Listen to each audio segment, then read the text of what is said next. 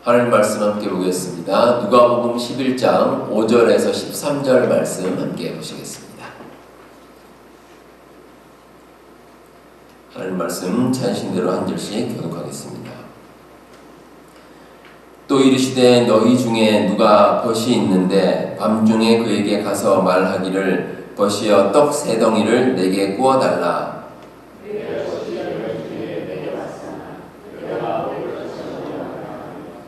그가 안에서 대답하여 이르되 나를 괴롭게 하지 말라. 문이 이미 닫혔고 아이들이 나와 함께 침실에 누웠으니 일어나 내게 줄 수가 없노라 하겠느냐.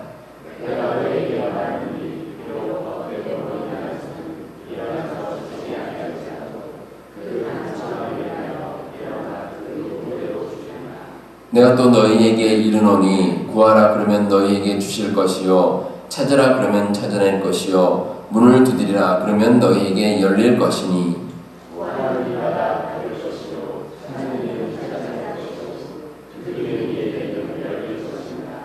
너희 중에 아버지 된 자로서 누가 아들이 생선을 달라 하는데 생선 대신에 뱀을 주며 13절 함께 보겠습니다. 너희가 아까울지라도 좋은 것을 자식에게 줄 알거든 하물며 너희 하늘 아버지께서 구하는 자에게 성령을 주시지 않겠느냐 하시니라. 아멘. 우리 여러분들은 간절하게 기도해 보신 적이 있으십니까? 아마 신앙생활을 하시면서 정말 간절하게 기도해 보신 적 많이 있으실 겁니다. 우리가 어떤 때 그런 기도를 합니까? 어떤 때 간절한 기도를 드립니까? 보통 우리가 스스로 문제를 해결하기가 힘들 때 그렇습니다. 내가 가진 힘으로 뭔가 해보려고 하는데 그게 내 힘으로 잘 되질 않습니다. 그때 누군가의 도움을 요청해야 되는데 우리가 먼저 하나님께 나가서 간절한 마음으로 기도를 드립니다. 근데 이 말을 바꿔서 하면 우리에게 어려움이 없을 때는 사실은 간절한 기도가 잘 나오질 않습니다. 성경 요한계시록에 나오는 소아시아 7교회 가운데 그 라오디게아 교회가 있습니다. 그 라오디게아 교회 교인들을 그랬습니다. 이 라오디게아라는 도시는 당시 아주 교통의 요지였고 또 금융의 중심지였습니다. 이렇게 좋은 입지 조건을 가지다 보니까 도시 전체가 상당히 부유했습니다.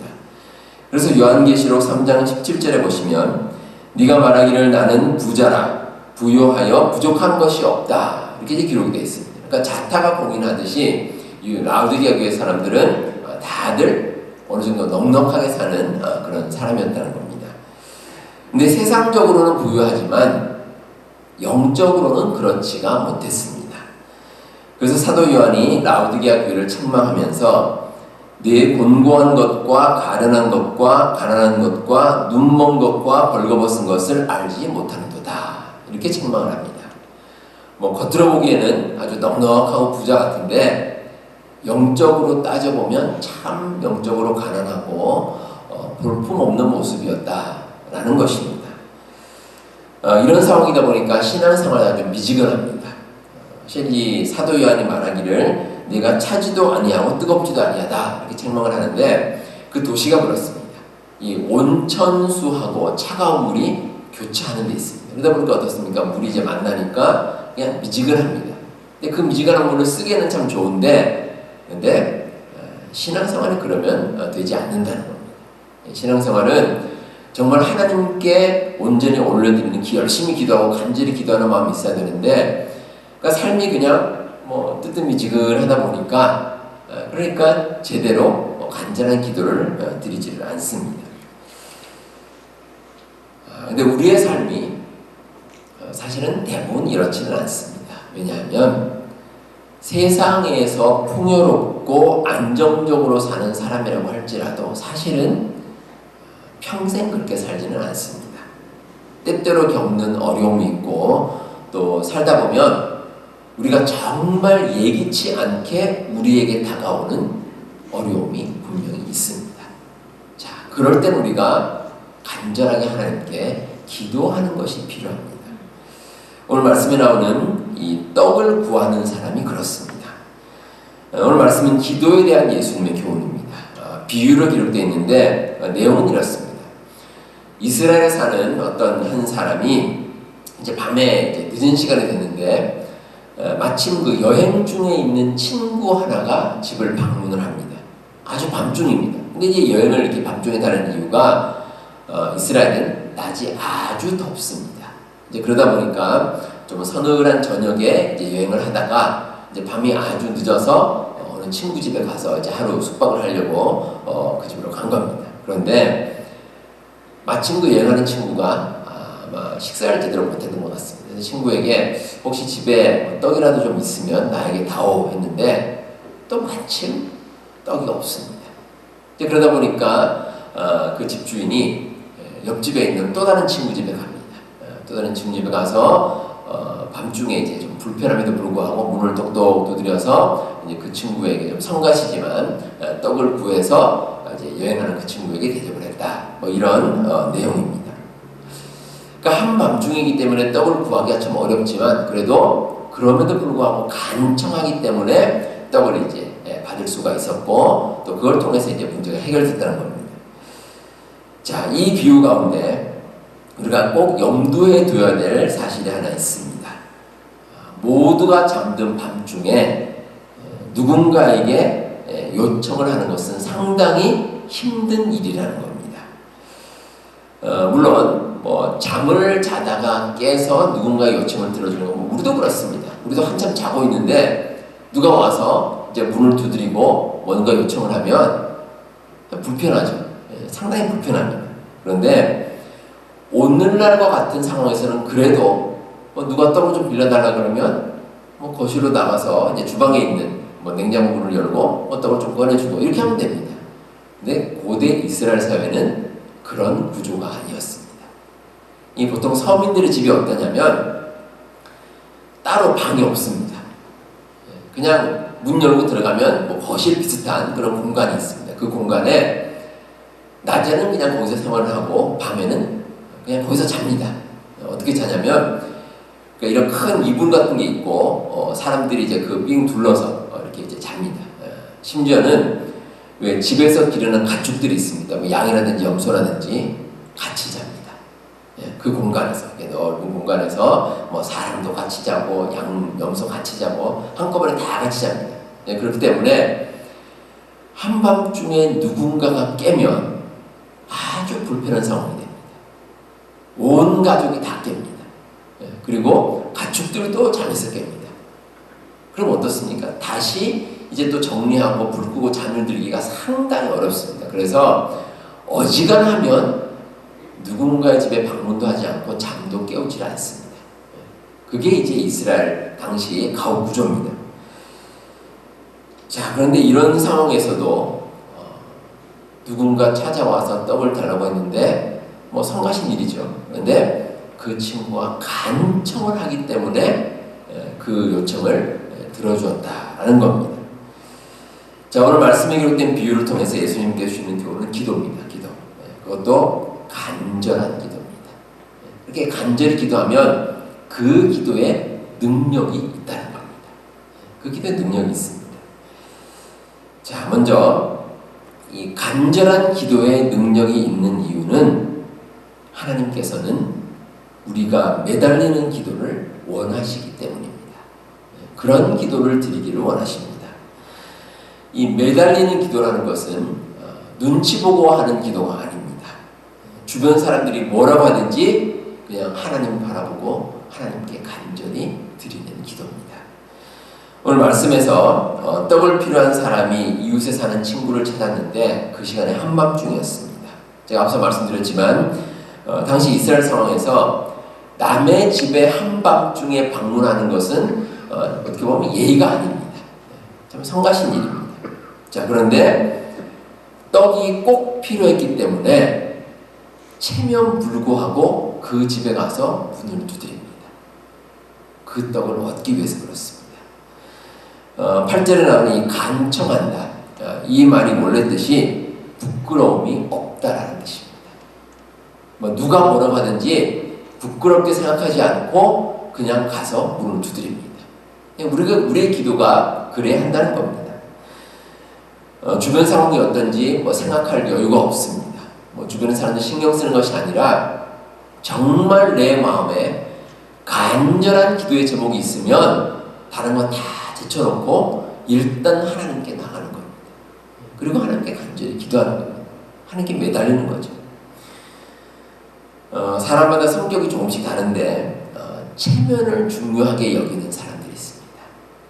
누가 보는 거, 다른 사람 이목, 그러니까 다른 사람이 나를 어떻게 생각하나, 이걸 이제 생각하는 사람이 있는데 그런 사람들은 자꾸 눈치를 봅니다. 내가 이런 말을 하면, 아니면 이런 행동을 하면 다른 사람이 과연 나를 어떻게 볼까? 혹시 나를 욕하지는 않을까? 그렇게 생각해서 이렇게 눈치를 보는데 평소 생활은 그렇다고 해도 기도 생활은 그렇게 하면 안 됩니다. 우리 마음 가운데 정말 나에게 간절한 기도의 제목이 있으면 그러면 우리가 체면 불구하고 하나님께 나가는 겁니다. 그리고 매달려야 됩니다. 주변 사람들 신경 쓰고 또 체면 중요시하는 사람은 어떤 분들은 기도도 아주 점잖게 합니다. 어떻게 기도하냐면 하나님께 나가서 하나님 제가 뭘 원하는지 잘 아시죠? 그냥 들어주시죠. 이렇게 기도하는데 구체적이거나 열정적이지 않습니다. 우리가 간절한 기도의 제목이 있으면 그렇게 기도하면 안 됩니다. 또 어떤 분은 주저하는 기도를 하죠. 하나님께 내가 이런 제목을 가지고 기도하면 하나님께서 들어주실까? 내가 좀 무리한 것 같은데, 무리해서 드리는 기도 같은데, 이렇게 주저하면 안 됩니다. 일단 하나님께 나가서 하나님께 매달려야 됩니다. 간절한 기도 제목이 있다는 것은 하나님의 능력에 대해서 내가 믿고 신뢰하는 겁니다. 자, 예를 들어서 여러분들의 그 자녀들이 있는데 자녀들이 여러분께 요청하는 게 있습니다. 그럼 어떻습니까? 좀 부모가 해주기 조금 힘든 일이라고 할지라도 와서 요청해 주기를 원합니다. 그게 이제 부모를 믿는 마음이죠. 그런데 자식이 그래도 자기 딴에는 생각한다고 우리 부모님이 이걸 해주기 힘들지 않을까 이렇게 이제 지레짐작을 하고 나오면 그러면 사실 좀 서운합니다. 오히려 서운합니다. 조금 힘들더라도 나에게 와서 그래도 요청을 하면 그래도 그래도 나를 믿는구나 라는 그런 마음이 우리에게 든다는 겁니다. 우리가 하나님께 나아갈 때 꼭 기억해야 될 것은 내 생각으로 판단하면 안 됩니다. 내 생각으로. 하나님께는 내가 알지 못하는 방법을 하나님께서는 알고 계십니다. 그렇기 때문에 하나님께 매달리는 겁니다. 저희 아이들이 이 학교를 다니면서 이제 파트타임으로 이제 일을 합니다. 그런데 나중에 이제 학교를 졸업하게 되면 그러면 이제 본격적으로 이제 사회생활을 이제 시작을 하겠죠. 근데 제가 이제 아이들에게 가끔 하는 말이 있습니다. 너희들이 이제 세상에서 일을 하다가 혹시 문제가 생기면 빨리 윗사람에게 알리라는 겁니다. 빨리 윗사람에게 그 사실을 알리라. 이렇게 제가 얘기를 합니다.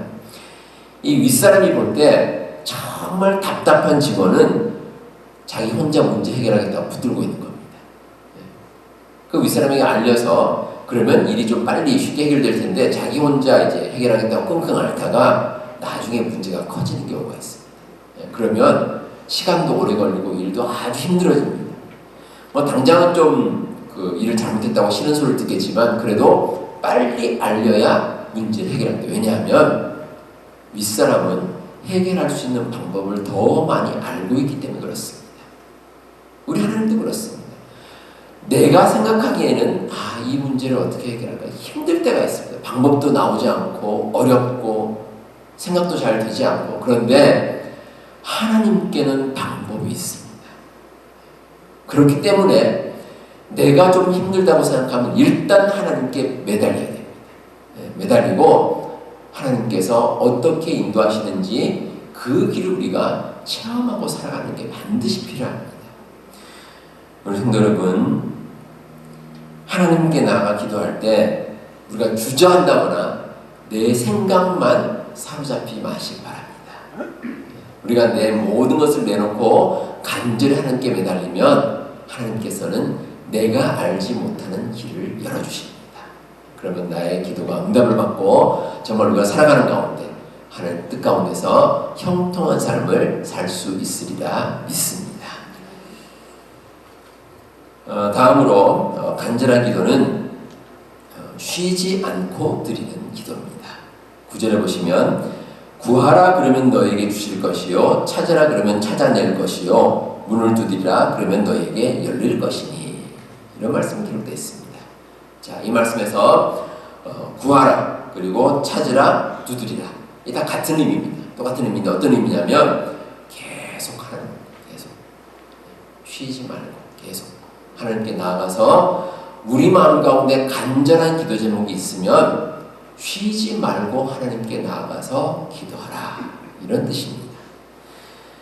하나님과 우리의 관계가 그렇습니다. 우리가 하나님과의 관계에 있어서 기도가 끊어진다는 것은 우리가 영적으로 하나님과의 관계가 끊어질 겁니다. 그러면 안 됩니다. 우리가 살아가면서 어떤 일이 있든지 하나님께 나아가서 나의 마음을 아뢰는 것을 멈추면 안 됩니다. 그리고 흔히 말하지 기도의 끈을 놓치면 안 됩니다. 이 끈이 끊어지면 안 되고 이 끈이 계속 유지가 돼야 됩니다. 그래야 하나님과 나와의 관계가 유지가 되고 정말 하나님께서 내 기도를 들으신다는 그 믿음을 가지고 나아갈 때 하나님께서 그 기도에 응답해 주십니다. 참 놀라운 비밀이 있습니다. 그러면 우리가 이렇게 중요한 기도를 멈추거나 쉬는 이유가 무엇이겠습니까? 왜 기도가 자꾸 멈추고 기도가 사라지는 것이겠습니까? 가장 큰 이유는 우리 스스로가 기도를 포기하기 때문에 그렇습니다. 내가 먼저 판단해버립니다. 이렇게 중요한, 이렇게 힘든, 어려운 일은 아무래도 쉽지 않을 것 같다. 이 내가 먼저 생각하는 겁니다. 그러면 안 됩니다. 오늘 말씀 가운데 이 밤중에 이제 친구를 이제 찾아가 떡을 빌리려고 이제 친구를 찾아갑니다. 옆집에 있는 친구를 찾아가서 자 어떻게 하겠습니까? 이제 다들 잠든 밤이니까 일단 깨워야 되겠죠. 그러니까 문을 이제 똑똑 두드립니다. 자 그러면 어떻게 했습니까? 안에서 뭐 인기척이 들릴 수도 있고 그렇지 않을 수도 있습니다. 자 근데 여러분 이 순간이 중요합니다. 이 순간. 한두 번 똑똑 두드렸는데 아무런 반응이 없습니다. 그때 돌아서면 안 됩니다. 그때 돌아서는 게 아닙니다. 방 안에서, 집 안에서 누군가 소리가 들리고 문을 열어줄 때까지 두드리는 겁니다. 그게 간절한 기도입니다. 내가 한 번 기도하고 두 번 기도하고 이렇게 시도했다고 해서 그걸로 끝이 아닙니다. 정말 간절한 마음으로 하나님께 쉬지 않고 기도하는 거, 계속 기도하는 거, 엎드려 기도하는 거, 이 반드시 필요합니다. 인디언 기우제라는 말이 있습니다. 이 인디언들이 오랫동안 비가 내리지 않으면 기우제를 드린다고 합니다. 기우제를 드리는데 그런데 인디언들이 드리는 기우제는 지금까지 한 번도 실패한 적이 없다고 합니다. 자, 왜 그런지 아십니까? 인디언들이 비가 올 때까지 기도합니다. 비가 올 때까지 계속 기우제를 한답니다. 그래서 뭐 우리가 끝까지 이제 포기하지 않고 시도한다 이런 걸 표현할 때 뭐 인디언 기우제다 이런 식으로 얘기를 하는데 하나님께 기도하는 건 오죽하겠습니까? 우리가 정말 간절히 기도하는 가운데 하나님께서 그걸 들어주시지 않겠습니까? 금요 예배 시간에 구약 성경 우리 사무엘상을 함께 이제 묵상하고 있습니다. 사무엘상에는 다윗에 대한 이야기가 참 많이 나옵니다. 그리고 우리가 예전에 그 금요 예배 시간에 했던 그 창세기 보시면 후반부에 요셉에 대한 이야기가 또 많이 기록되어 있습니다. 그런데 이 다윗도 그렇고 요셉도 그렇고 공통점이 하나 있습니다. 정말 인생이 파란만장합니다. 정말 파란만장. 특별히 이 다윗이나 요셉이 어렸을 때는 참 귀하게 컸습니다. 그리고 뭐 특별한 어려움 없이 이제 잘 자랐습니다. 그러다가 둘 다 공통적으로 10대 청소년 시기에 아주 큰 어려움을 겪습니다. 정말 힘든 어려움을 겪습니다. 다윗은 그 시절에 사울 왕에게 쫓겨다니면서 생명을 위협받는 그런 처지였고, 뭐 요셉은 애굽으로 팔려갔죠. 팔려가서 이제 종살이하면서 정말 어려움을 겪었습니다. 근데 만약에 이 다윗과 요셉이 믿음이 약했다면 아마 진작에 삶을 포기했을 겁니다. 그리고 하나님과의 관계가 끊어져도 아마 10번은 다 끊어졌을 겁니다. 하지만 다윗과 요셉은 끝까지 하나님 의지하는 마음을 놓지 않았습니다. 끝까지 하나님께 매달렸습니다. 그래서 나중에는 하나님께 주시는 아주 귀한 선물을 받을 수가 있었습니다. 우리는 무엇보다 하나님께 선택하셔서 하나님의 자녀가 된 그런 귀한 존재들입니다. 하나님께서 보시기에 우리는 마치 부모가 자식을 보는 것하고 똑같습니다. 그냥 하나님께서 우리의 삶을 강 건너 불구경하듯이 그냥 멀찍이 보는 것이 아니라 정말 눈여겨보십니다.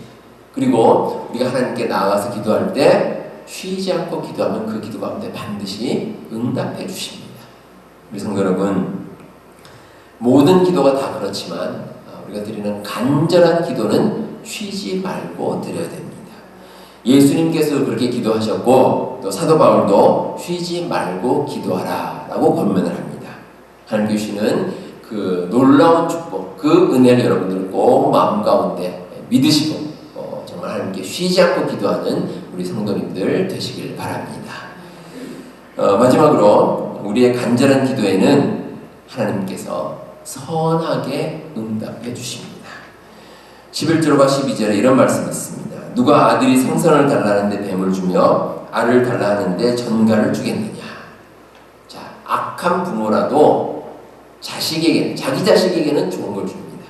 근데 하나님께서 그렇지 않겠느냐는 겁니다. 하나님께서는 어떤 식으로든 우리에게 맞게 선하게 기도에 응답해 주십니다. 자, 우리가 우리 생각으로 드리는 기도 가운데 때로는 우리 생각대로 응답될 때도 있고 또 어떤 때는 우리 생각에 반대로 응답될 때도 있습니다. 그런데 우리가 세월이 지나서 돌이켜보면 그 모든 기도의 제목에 응답하는 것이 우리에게 선하게, 그렇게 하나님께서는 그 모든 기도에 응답을 해주십니다. 그래서 우리가 정말 포기하지 않고 하나님께 간절히 기도하면 하나님께서 우리에게 선하게 모든 길을 인도해 주십니다. 하나님의 은혜입니다. 제가 좋아하는 성경 구절 가운데 갈라디아서 6장 9절 말씀이 있습니다. 우리가 선을 행하되 낙심하지 말지니 피곤하지 아니하면 때가 이름에 거두리라, 이런 말씀인데 여기서 피곤하지 않는다, 이 말이 원래 뜻이 포기하지 않는다는 겁니다. 포기하지 않는다. 그러니까 우리가 하나님께 나아가는 그 마음을 멈추지 않으면 하나님께서는 언젠가는 선하게 우리에게 기도에 응답해 주십니다. 이를 위해서 우리가 해야 될 것은 하나님의 응답에 의심하지 않는 겁니다. 하나님께서는 반드시 응답해 주시는데 그 응답을 의심하면 안 됩니다. 의심하지 말고 하나님 붙들고 하나님 믿는 그 믿음으로 하나님께서 인도하시는 대로 우리의 모든 것을 맡기는 겁니다. 그렇게 맡기면 그러면 하나님께서 반드시 좋은 길로 우리의 삶을 인도해 주십니다. 이런 얘기가 있습니다. 이 외줄타기를 잘하는 사람이 있는데 이분이 한 번은 그 나야가라 폭포에서 이제 외줄을 묶어놓고 폭포 위를 이제 건넙니다. 근데 아주 잘 건넜습니다. 건너고 난 다음에 구경하는 사람들에게 이분이 이제 질문을 합니다. 여러분, 제가 외줄타기 잘하는 것 여러분 믿으십니까? 그러니까 이제 사람들이 예, 믿습니다. 잘하는 거 인정합니다. 그러니까 이분이 또 얘기를 합니다. 그렇다면 나와 함께 같이 한번 건너지 않겠습니까? 그러니까 사람들이 조용합니다. 아무도 반응이 없습니다. 그런데 어떤 여자아이 하나가 손을 들고 하겠다는 겁니다. 알고 보니까 그 애가 그 외줄타기라는 사람의 딸이었습니다. 딸이니까 아빠를 믿는 거죠. 그 믿으니까 그게 이제 현실로 실현이 되는 겁니다. 우리가 이 세상을 살면서 간절한 기도가 필요한 순간이 있습니다. 갑작스럽게 닥치는 어려움도 있고 우리의 힘으로 해결하기 어려운 일도 생기기도 합니다. 바로 그때가 하나님께 나아갈 때입니다. 간절히 기도해야 되겠다라는 마음이 들면 일단 하나님께 매달려야 됩니다. 우리가 눈치 볼 필요가 없습니다. 일단 하나님께 엎드리는 겁니다. 그리고 이런 마음으로 쉬지 않고 기도하면 하나님께서 반드시 우리와 함께 해주십니다. 그러면 여러분들은 간절한 기도의 능력을 반드시 체험하실 수 있습니다. 우리 성도 여러분, 기도에는 능력이 있습니다. 간절한 기도는 더 큰 능력이 있습니다. 그리스도인으로서 우리가 주님의 능력을 체험한다면 그럼 우리의 삶은 온전한 길로 갈 수 있습니다.